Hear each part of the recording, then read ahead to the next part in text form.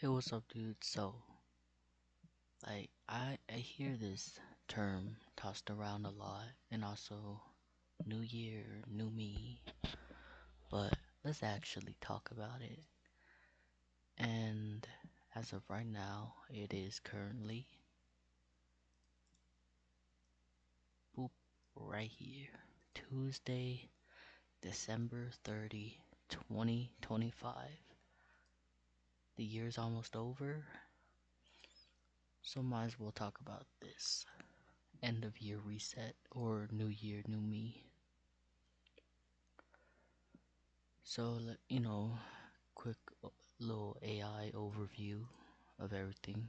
Shout out Google Gemini. An end of year reset is a practice of reflecting on the past year, decluttering your physical slash digital spaces, like your desktop. That's what it means by digital spaces, or your game gallery type stuff. Alright. Then realigning your goals, establishing healthy routines to start fresh for a new year, mental, whatever, blah blah blah. Very concise, it gets to the point, but here's the thing, especially about this one. Now, people like, oh, I'm gonna go work out, I'm gonna go eat good. By eat good, I mean eat healthy, more whole foods type of stuff. But that doesn't always work out. So, what do? Thing is, before you learn to run, you're kind of like in a jogging phase. And before jogging, you're walking. Before walking, you're crawling. And before crawling, you're nothing. So, by what I mean by that is that there's different steps to get to where you need to be. And establishing healthier routines, that's easy to do. You'd be like, oh yeah, I'm gonna do this, this, and that. But then when it comes down to doing it, yeah, sure, you're probably gonna stay on it for like a week or two, and then fall off of it, like exercise. Most New Year people stay at the gym 2, was it? Yeah, 2 weeks, bare minimum, and then up to 4 weeks, which is a month. Very rarely they continue on. And even the ones that continue on, they usually stop around the end of next month. Was that February? End of February, they stopped. They're like, I'm not making results. I'll give up. My life complicated. Uh, but I'm sorry, I'm laughing right now.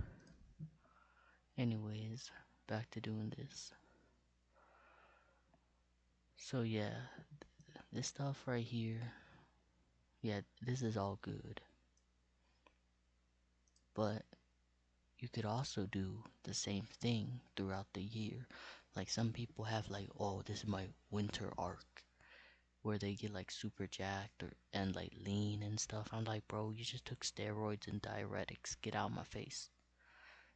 And then there's some people with good genetics, but that's about it. Good genetics, and you know, they manage to achieve it. Whoop de doo, scoop de poop de whoop. But like, yeah, there's that. You know, this is like bare bones basic, but people seem to, I don't know how to say it, like overly complicated, and in other aspects overly simplify it and be like, oh, just change this and do that, do this, do that, always do this and do that. How about you do it first and stay on it? But nope, they had to change it up. They're like, oh no, I can't do that, I'm gonna do this instead. Or they're like, oh, this is the end of year and I'm tired. It wasn't like the beginning of the year where I had so much focus, mental clarity, and productivity, and overall organizing, well being, whatever, creative. So just slowly build yourself into this. What I would say is that, like how I was starting this video out, we just, crawling, walking, jogging, and running. All those steps, and you do that slowly over the course of the year, that will bring you down a more direct and concise approach to everything rather than, oh, I'm just jump into everything and then get lazy about it later on and do all the complaining that I was just saying that all these people do with all these spring cleaning, new year, new me, end of year reset, winter arc, whatever. That is all the same thing. You're doing everything right here. Just has 1,000 different names. That's all. So don't worry too much about it. And productivity, they're like, oh, why don't you stand instead of sitting at a desk? What if your feet hurt? What if you can't walk? Sitting is alright. If you need blood flow, you could just take a 5-minute break, stretch out, shake this, shake that, cha cha cha, cha cha cha, left, right, left, right. 2 hops this time. Boom, boom. But yeah, you could quietly just do that real quick, get a little blood flow, and then go back into sitting. You don't have to force yourself to stand up, to be like, oh, increase blood flow and productivity. It does, like, nothing really beneficial. If anything, you're gonna be standing so long, you can be like a cashier, and your feet hurt because you're standing all day. And then complain, oh man, why my feet hurt? Why do I have calluses on my foot? That's a lot of the people that be standing in for like, working on their computer, like desktop or playing games and stuff. They're like, standing instead of sitting. It's not really better. That's all I gotta say about that. And then, morning and night routines where they're like cleaning their face or whatever. All you need is some products that work for your skin, like skin type, because there's many. So try out random stuff here and there. If you don't like it, you can always sell it or give it back, or like the return policy, whatever. Once you find the right one with decent price, not like super crazy out of budget, decent price.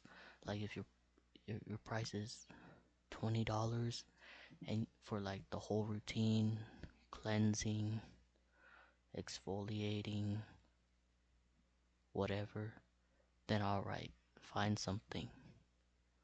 But don't go like crazy into a rabbit hole.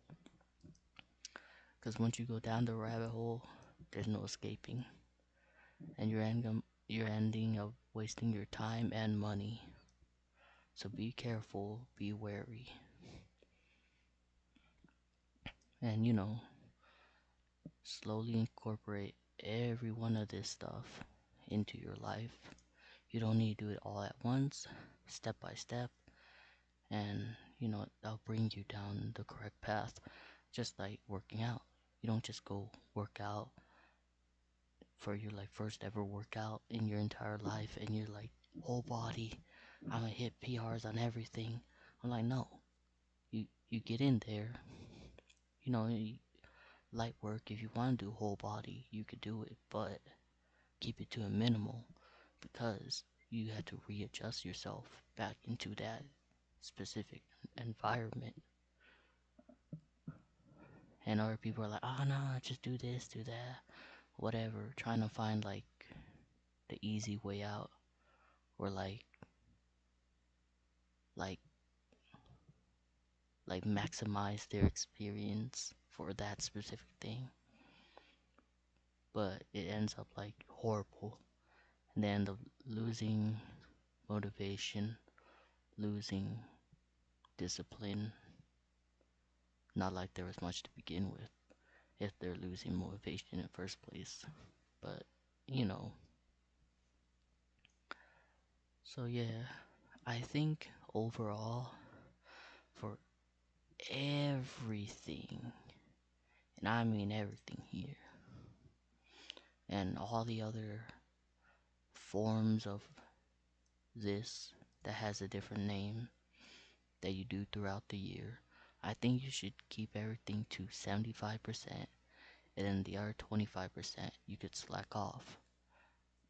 Because, yeah, sure, it's nice and good to do everything this way, but sometimes you just need a break, and that break is more beneficial than you staying completely focused on everything.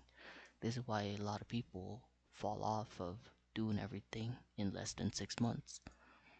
They be falling off of mental health, productivity, overall well-being, organization, uh, re- realigning their goals or reevaluating them and how they feel, whatever, their digital spaces, decluttering. They fall off of it because they jump like too head forward into it and get overwhelmed and give up. But yeah, that's about it. Peace out. I hope you guys take this advice.